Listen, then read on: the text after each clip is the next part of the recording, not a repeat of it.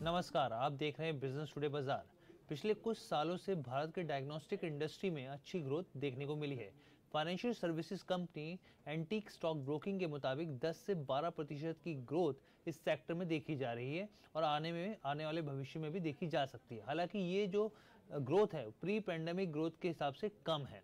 ये सेक्टर तेजी से रीशेप ले रहा है। हालांकि तेजी से नए प्लेयर्स भी इस मार्केट में आ रहे हैं, जिसमें ऑनलाइन एग्रीगेटर्स हो गए, हॉस्पिटल चेन्स हो गई और साथ ही फार्मा चेन भी इसमें शामिल है। ऐसे में इस पूरे इंडस्ट्री के वर्तमान और भविष्य के पर्सपेक्टिव को समझने के लिए आज हम ये खास चर्चा लेकर आए हैं और इसमें हमारी जो साथ देंगे वो इस इंडस्ट्री के एकदम दिग्गज डॉक्टर समीर भाटी हैं, जो कि star imaging path and path lab के डायरेक्टर हैं। सर, बहुत बहुत स्वागत है आपका बिजनेस टुडे बाजार में।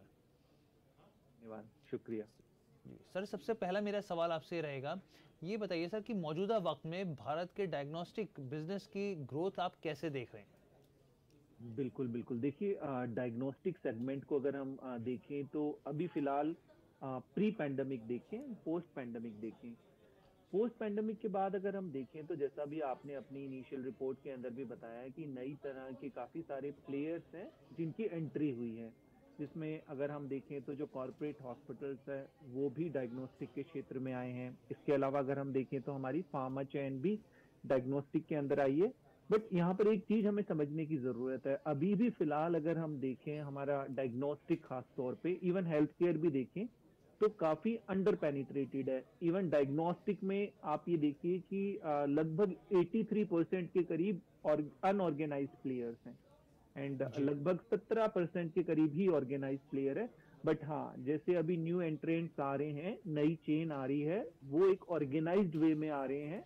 तो इस वजह से अगर हम देखें तो ओवरऑल हेल्थ केयर डायग्नोस्टिक की डिमांड पोस्ट पेंडेमिक अवेयरनेस ज्यादा होने की वजह से इसकी डिमांड में काफी बढ़ोतरी हुई है।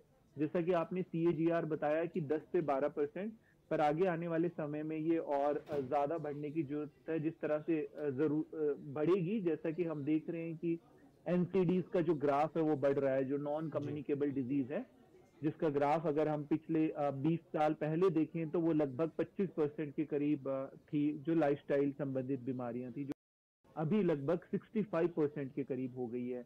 और साथ के साथ हमारी जो एल्डरली पॉपुलेशन जो देख रहे हैं, जैसे लाइफ स्पैन बढ़ा है, एल्डरली पॉपुलेशन भी काफी बड़ी है। तो जो डायग्नोस्टिक सेक्टर की डिमांड है, टेस्टिंग की डिमांड है, वो बढ़ी है। और साथ के साथ जैसा अभी हम देख रहे हैं हमारी cardiac related, young cardiac related issues, cancer भी एक लाइफस्टाइल डिजीज के अंदर आ गया है। मेडिकल टूरिज्म की डिमांड जैसा भारत के अंदर काफी बढ़ रही है, क्योंकि quality diagnostic services affordable prices में है।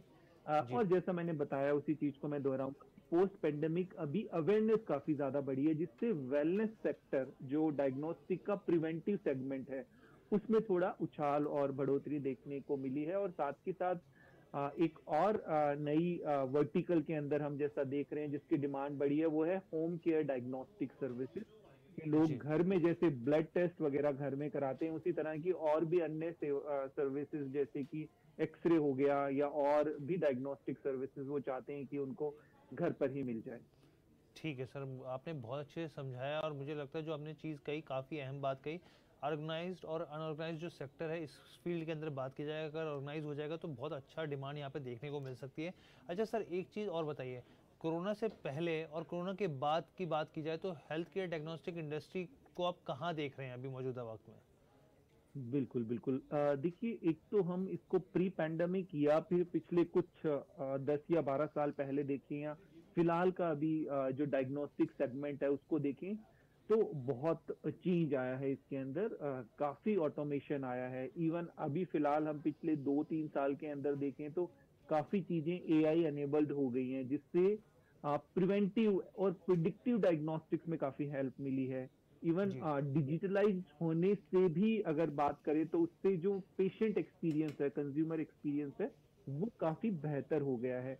इनफैक्ट जैसा आपने ऑनलाइन एग्रीगेटर्स की बात की, ऑनलाइन एग्रीगेटर्स के साथ साथ अगर हम बात करें तो रीजनल जो डायग्नोस्टिक प्लेयर्स है, नेशनल डायग्नोस्टिक चेन्स है, सभी ने अपना जो डिजिटल एक्सपीरियंस है उसको और बेहतर करने की कोशिश की है, ताकि ओवरऑल हम जैसा बात करें कि आजकल होम कलेक्शन की काफी डिमांड है, जी। कस्टमर चाहते हैं कि घर से ही उनका डायग्नोस्टिक सर्विसेज उनको घर पर मिल जाए। तो जो डिजिटल एक्सपीरियंस है उसको हम और बेहतर कर रहे हैं, जिसमें कि सभी तरह की फैसिलिटी आप किसी भी सोशल मीडिया हैंडल के थ्रू अपनी बुकिंग कर सकते हैं, अपनी ऑनलाइन पेमेंट कर सकते हैं, आपकी रिपोर्ट आपको व्हाट्सएप पे आ सकती है। जी। डॉक्टर रिपोर्ट वेरीफाई करते हैं, डॉक्टर के थ्रू प्रिस्क्रिप्शन के थ्रू ही टेस्टिंग होते हैं। पर जो वेलनेस वाले टेस्ट हैं, जो प्रिवेंटिव वाले टेस्ट हैं, पैकेजेस हैं, वो अभी पेशेंट कंज्यूमर ऑनलाइन उनको चेक कर सकता है, देख सकता है, प्राइस को वेरीफाई कर सकता है, लैब के एक्रीडिएशन को चेक कर सकता है। तो इस तरह की काफी सारी फैसिलिटीज डिजिटल जब मिलती है कंज्यूमर को, पेशेंट्स को, तो उनके लिए ये काफी एक यूजर फ्रेंडली भी होता है और एक उनका कॉन्फिडेंस लेवल भी बढ़ता है। तो इस तरह से डिजिटलाइजेशन और एआई आने से काफी टेक्नोलॉजी में इन्हेंस हुआ है, यूजर जी। फ्रेंडली भी हुआ है जी। और ओवरऑल क्वालिटी काफी इंप्रूव हुई है। इम्प्रूव हुई है। अच्छा सर, जैसे हम लोग देखते हैं एफएमसीजी होता है, हम लोग रूरल डिमांड भी देखते हैं और अर्बन डिमांड भी देखते हैं।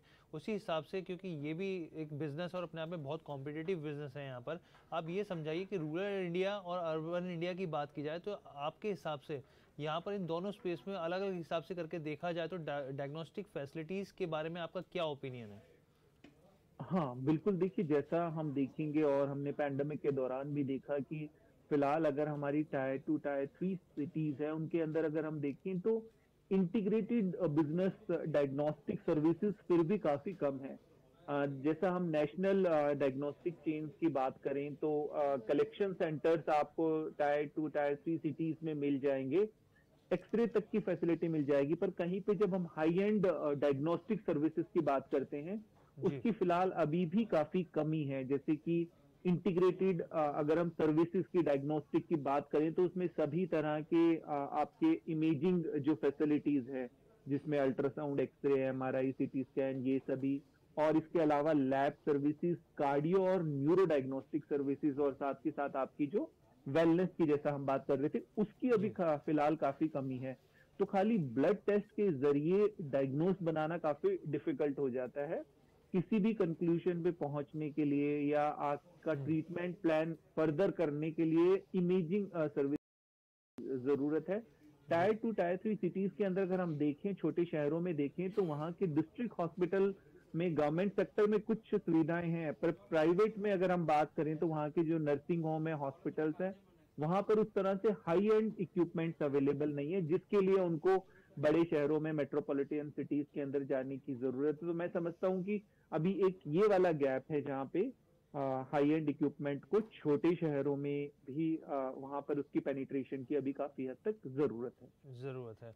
अच्छा सर, एक चीज़ और बताइए, इस बिज़नेस में काफ़ी ऑनलाइन कंपनियां भी आ गई। कंपटीशन बढ़ने का एक मतलब ये भी होता है कि कंज्यूमर के लिए थोड़ा सा प्राइस जो होता है, क्योंकि ये मार्केट जो है प्राइस सेंसिटिव तो होती ही होती है।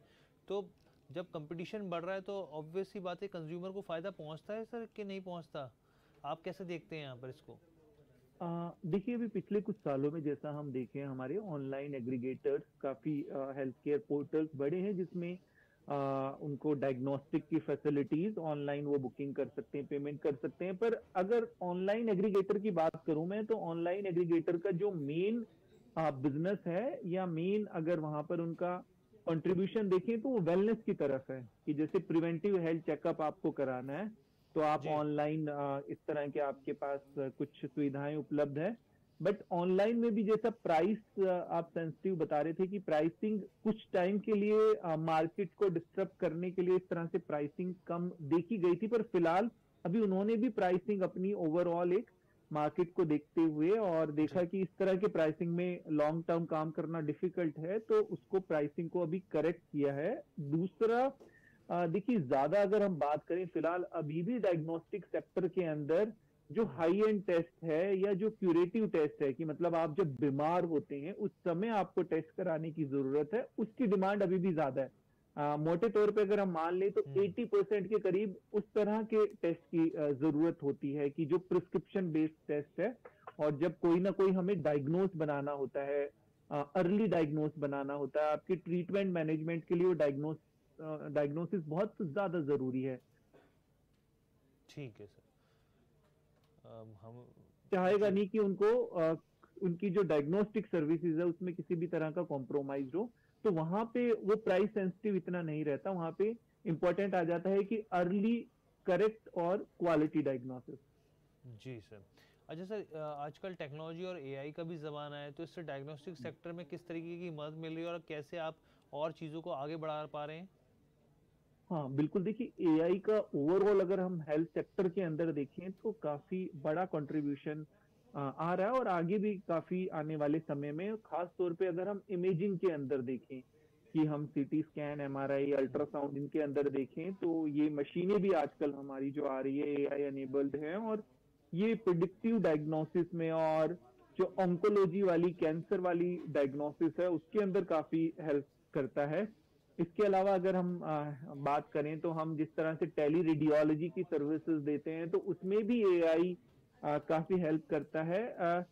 जो आपका जेनेटिक वाले टेस्टिंग है हमारे, जिनको हम प्रिडिक्टिव टेस्ट कहते हैं, तो जी। उसमें भी एआई काफी इंपॉर्टेंट रोल प्ले करता है, और साथ ही साथ डिजिटल पैथोलॉजी के अंदर भी, क्योंकि पैथोलॉजिस्ट अगर हम बात करें तो ओवरऑल हर जगह अवेलेबल नहीं हो सकते, तो स्लाइड स्कैन करके एआई के बेस पे जो खास तौर पे हिस्टोपैथोलॉजी की रिपोर्ट्स है, उनका जो डायग्नोसिस की क्वालिटी है वो काफी और अधिक बेहतर होती है। तो ओवरऑल इमेजिंग में खैर फिलहाल अगर हम देखें तो इससे टेक्नोलॉजी में काफी एडवांसमेंट आया है, और quality of reporting and diagnosis में काफी इम्प्रूवमेंट हुआ है। ठीक है सर, आपने बहुत अच्छे से, मुझे लग रहा है कि हमारे व्यूअर जो भी देख रहे होंगे और जो भी इस स्पेस में दिलचस्पी रखते होंगे उनको बहुत अच्छे से समझ में आया होगा। आपने एकदम लेमन की भाषा में समझाया व्यूअर्स को। मेरा आखिरी सवाल है आपसे सर, डायग्नोस्टिक स्पेस में सरकार के साथ जैसे पीपीपी मॉडल पर किस तरीके से काम किया जा सकता है और उसके आगे के बारे में किस तरीके की चीज़ें होती हुई दिख सकती हैं जो भविष्य के लिए, सेक्टर के लिए फ़ायदेमंद हो सकती है, इसके बारे में आप थोड़ा रोशनी डालेंगे तो ज़्यादा थोड़ा बता पाएँ इसके जी बारे में तो। जी जी, देखिए जैसा हम बात भी कर रहे हैं, हमारा जो हेल्थ सेक्टर है, हेल्थ सेक्टर डायग्नोस्टिक, ये एवरग्रीन सेगमेंट है, बिजनेस है, इसमें सीजनल वेरिएशन ऐसा रहता है, पर जैसा मैंने आपको बताया कि बिजनेस के पॉइंट से हम बात करें तो इसको स्केल करने के लिए फ्रेंचाइजी मोड के थ्रू जा सकते हैं, या फिर HLM, hospital lab management, B to B, जिसमें कि स्मॉल लैब से हम टाई अप करके वहां से सैंपल पिकअप करते हैं, डॉक्टर्स की क्लिनिक पे पिकअप पॉइंट, कलेक्शन सेंटर्स, तो ये सभी तरह के मॉडल के साथ साथ गवर्नमेंट सेक्टर के अंदर जब एंट्री करते हैं डायग्नोस्टिक प्लेयर, तो वो जी। पीपीपी मोड के थ्रू, पीपीपी में पब्लिक प्राइवेट पार्टनरशिप में एक ये टेलर मेड टाइप का स्ट्रक्चर बन जाता है कि जिस तरह की सर्विसेज की रिक्वायरमेंट है डायग्नोस्टिक की, चाहे पैथोलॉजी या फिर रेडियोलॉजी के अंदर, तो उस तरह की सर्विसेज उस हॉस्पिटल में, उस पेशेंट प्राइमरी हेल्थ सेंटर में, डिस्ट्रिक्ट हॉस्पिटल, मेडिकल कॉलेजेस में वो सर्विसेज दी जा सके। जैसा फिलहाल अभी ऑलरेडी हम भी कर रहे हैं, स्टार इमेजिंग भी कर रहा है उत्तर प्रदेश, वेस्टर्न यूपी के अंदर, तो उसमें डिस्ट्रिक्ट हॉस्पिटल्स के अंदर हमने सीटी स्कैन की मशीन लगाई हुई है, और मशीन की बात करें तो उसमें हाई एंड क्वालिटी की मशीन्स होती हैं, और अगर ओवरऑल पेशेंट एक्सपीरियंस की भी बात करें तो पीपीपी मोड में भी आपको उसी तरह का जो प्राइवेट सेंटर्स होते हैं वहां पर जो पेशेंट फ्रेंडली माहौल होता है, पूरा पेशेंट फ्रेंडली जो सर्विसेज होती है, उसी तरह की जी। सर्विसेज, उसी तरह का इंटीरियर अगर वहां पर हम देते हैं, तो काफी हद तक उससे जो है पेशेंट को एक अच्छा एक्सपीरियंस मिलता है, अच्छा डायग्नोसिस मिलता है। और ओवरऑल अगर हम देखें तो जो हमारे हेल्थ केयर में जो गवर्नमेंट सेक्टर्स है उनके पास रिसोर्सेज हैं, उनके पास इंफ्रास्ट्रक्चर है, पर कहीं ना जी। कहीं इक्विपमेंट को लेके कई बार चैलेंज रहता है, डॉक्टर्स को लेकर कई बार चैलेंज रहता है, तो टेली रेडियोलॉजी की सर्विसेज के थ्रू और वहां पे हाई एंड इक्विपमेंट लगा के हम गवर्नमेंट रेट के ऊपर, क्योंकि वहां पे प्राइस कम रखना पड़ता जी। है, जो सीजीएचएस रेट होते हैं, बट वॉल्यूम हाई होता है, तो उसमें फिर ठीक तरीके से हम काम कर पाते हैं। तो काफी हद तक जो हमारी एनएबीएल एनएबीएच की गाइडलाइंस है, एक्रीडिएशन की जो गाइडलाइंस है, उनको फॉलो करते हुए जब हम पीपीपी मोड में एंट्री करते हैं, तो वो एक काफी दोनों के लिए, गवर्नमेंट के लिए भी और प्राइवेट सेक्टर के लिए भी एक काफी विन विन सिचुएशन रहती है। ठीक है डॉक्टर साहब, आपने बहुत अच्छे से, मुझे लगता है कि पूरे इस सेक्टर के बारे में एकदम डीप डाइव हम लोगों को करवाई है, और जो भी तमाम व्यूअर्स हैं और जो भी इस सेक्टर से जुड़े हुए लोग हैं उनको मुझे लगता है काफ़ी अच्छी नॉलेज इस जानकारी के बाद ज़रूर मिली होगी। सर बहुत बहुत धन्यवाद समीर सर आपका बिजनेस टुडे बाजार के साथ जुड़ने के लिए। थैंक यू सो मच, धन्यवाद। Thank you sir, thank you sir. तो आप साफ तौर पे देख रहे थे बिजनेस टुडे बाजार पे हम लोग यहाँ पे चर्चा कर रहे थे कि जो डायग्नोस्टिक यानी कि जो लैब सेक्टर है वो तेज़ी से ग्रोथ कर बढ़ रही है, और जिस तरह की रिपोर्ट आई है कि आने वाले सालों में 10 से 12% की ग्रोथ भी यहाँ पर देखने को मिल सकती है। लेकिन हाँ, फिलहाल ये जो प्री पैंडेमिक लेवल के हिसाब से उतनी ग्रोथ देखने को नहीं मिल रही है, लेकिन हमने इस पूरे पर्सपेक्टिव को समझने की कोशिश करी कि आगे ये जो सेक्टर है किस तरीके से ग्रोथ देखने को मिल सकती है, कौन कौन सी चीज़ें हैं जहाँ पर ध्यान देना चाहिए। तो ये आपको ओवरऑल चर्चा कैसी लगी, आप ज़रूर हमें कमेंट करके बताइएगा। बिजनेस टुडे बाजार के साथ जुड़ने के लिए धन्यवाद।